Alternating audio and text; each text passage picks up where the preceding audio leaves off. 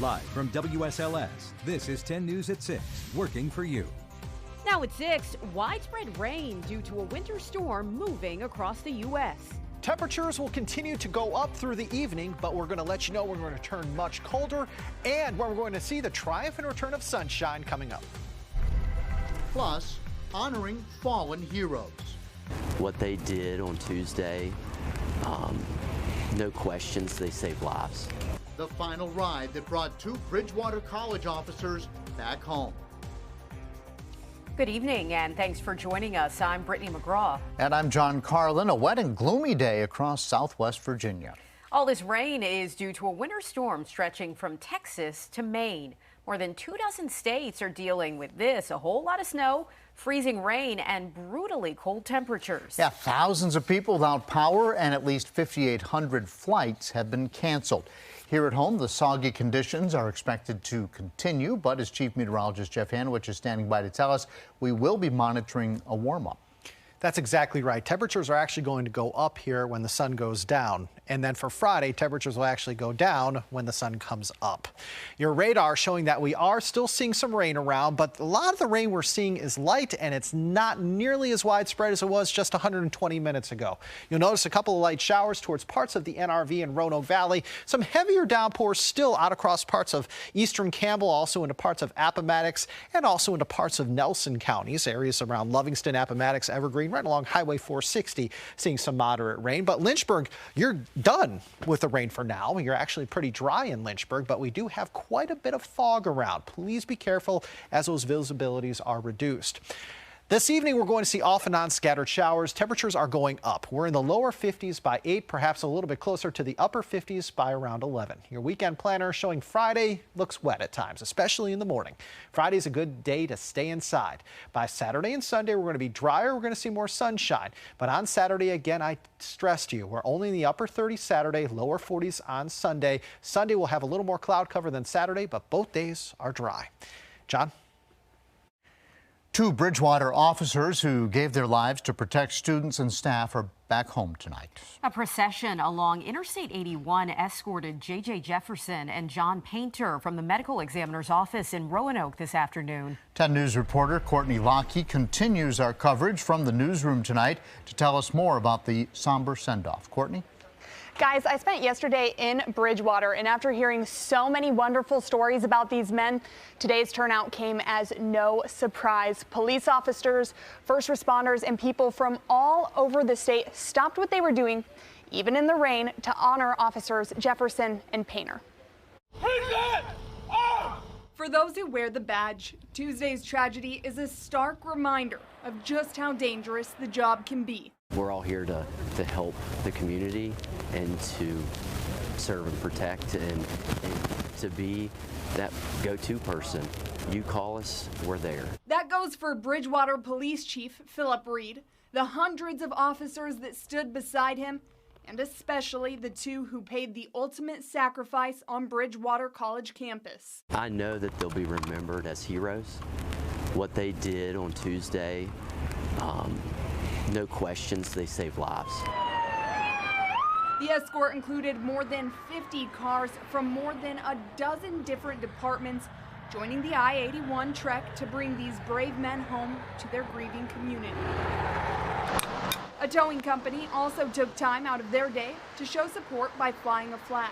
The campus is so safe. They never thought that this could happen there. They're kind of, faith in humanity is a little torn. This was a really big deal for a lot of people. As a Bridgewater alum, R.A. Robinson says they're a tight-knit community. As a lieutenant for the City of Roanoke Police Department, he says they're an inseparable community. Sometimes the mental stress of the job can get down and you can feel like you're alone, and we do this to show that you're never really alone in life or in death. Painter's family was able to join the procession today, but Jefferson's is waiting back in Bridgewater. Still no word on funeral arrangements for either of these men. Live in the newsroom, Courtney Lockey, 10 News working for you. A former Lynchburg police chief and his wife are dead after a shooting this morning in the Hill City. 10 News reporter Tim Harfman is live at the scene tonight. And Tim, you spoke with the current police chief about what happened. That's right, Brittany. Police Chief Ryan Zudema is calling this a homicide with 2 victims. Now, they are not looking for suspects right now, but Zudema says that nothing is off the table. Now, police say this happened on the 4500 block of Golf Park Drive around 8:15 this morning. 88-year-old Gloria Robertson was transported to the hospital where she died. Her husband, 90-year-old Calvin Robertson Jr., was pronounced dead on the scene. Now, he joined the Lynchburg Police Department in 1955, then served as LPD's top cop from 1981 until his retirement in 1987. Zudema says he'd run into Robertson at FBI National Academy events that LPD hosted each year.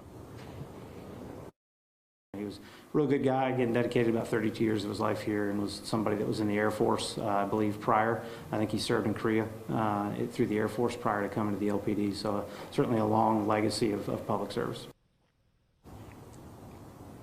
They do have counselors available if any officers need to talk, but Zudema pointed out that there are no remaining officers from Robertson's tenure. Now, Zudema also says he has no prior knowledge of any domestic calls to this house behind me, but they will also take that into consideration and investigate that as well. Live tonight in Lynchburg, Tim Harfman, 10 News, working for you. A home is destroyed and another was damaged after a deadly house fire in southeast Roanoke. It happened on Church Avenue just after 3:30 this morning. Crews say the flames started spreading by the time that they had arrived, and they later found a body inside the home that burned to the ground. I did not see flames. Again, I thought it was like, you know, a gas leak, and I guess, you know, with the sirens going on and like just the flashing lights, I probably couldn't see anything, but it's just really weird to think that there was a house fire with a now dead body found in it. No word yet on what started the fire. New at 6 tonight, the lasting legacy of a Roanoke neighborhood advocate. 10 News reporter Alexis Davila looks back at the life of Estelle McAdden, a woman who became a community trailblazer and the backbone of change. Estelle McAdden, a Roanoke activist. She always commanded respect. Neighborhood leader. Never had an enemy. And unapologetically herself. She always spoke her mind. She was a loving person. McAdden recently passed away at 95 years old after contracting COVID and battling pneumonia for a week. But former Roanoke City Councilwoman Michelle Davis will never forget the contagious energy McAdden welcomed her with on their first encounter. And from that moment on, she was always, anytime she saw me, it was always, oh, hey there, dancing buddy. And I was always her dancing buddy, and I absolutely loved that. But when she wasn't dancing, she was pushing for change and uplifting Black communities. After starting up children's softball and basketball teams in Southwest, McAdden moved northwest and became a founder of the Melrose Rugby Neighborhood Forum. They taught her how to be direct, yet how to be able to negotiate. And those types of things make me want to grow up and be like her even today. For 15 years, she served as a board member for Neighborhoods USA and was the founder of the Virginia Statewide Neighborhood Conference. And she touched hundreds and thousands of people through that training. After learning altruism from McAdden for 20 years, Jordan Bell says he is ready to take the torch from the GOAT, the greatest of all time. The struggle and the fight will continue, and we will see neighborhoods, advocate for themselves in her honor, of course. In Roanoke, Alexis Davila, 10 News, working for you. Recognizing the contributions of Black Americans in history, that's the goal of a trolley tour in Danville. And today, about a dozen people visited neighborhoods where Black people lived and shopped. They also visited historic landmarks, including those for Bloody Monday. That's a day where African-American ministers were fighting for equal rights in 1963, but were clubbed and hosed. When Dr. Martin Luther King Jr. heard about what happened, he offered support and then marched on July 11th. When you finally do hear about these things that happen here that you thought only took place in the Deep South, it's kind of overwhelming. Organizers hope people realize Danville's significant role in civil rights history. Coming up, a major museum overhaul for 2022, the unique and fun attraction you'll soon find in downtown Roanoke. And let the games begin. We'll show you what to expect tonight from all the action at the Winter Olympics. An exciting new exhibit is coming to the Science Museum of Western Virginia in Roanoke. Get this, a parakeet garden, that sounds like a whole lot of fun, cool, yeah. is opening later this month. There will be more than 200 exotic and colorful birds in the new exhibit, which replaces the existing butterfly habitat. And we're told the parakeets are very friendly, so guests can relax while the flock flies above their heads, or they can get up close and actually feed them from the palm of their hand. Kids of all ages will be able to come in here and feed them. We do have options that if they don't want to feed from the hand because they're a little scared, we have cups as well. And then adults will absolutely love it to interact with a bird that they normally wouldn't see. The Parakeet Garden opens on February 15th. This is the first of 5 major exhibit overhauls for the museum this year. You are looking at a live picture from our Roanoke-Blacksburg Airport sky cam. Quite a bit of fog around, some light showers still around across the Roanoke Valley as well. We'll let you know when the fog will lift, when the clouds go away, and when temperatures could hit the 50s in Roanoke coming up. Team USA going for the gold as the Winter Olympics in Beijing are officially underway. The action kicks off tonight at 8 with figure skating as Nathan Chen takes the ice. The 6-time U.S. champion fell short of expectations in 2018, but this time he is favored to win gold. Behind the scenes, the broadcast team will be working on a split playing field with most of the coverage based out of Connecticut because of COVID, but they'll be making sure that fans don't miss out on the action, even from halfway around the world.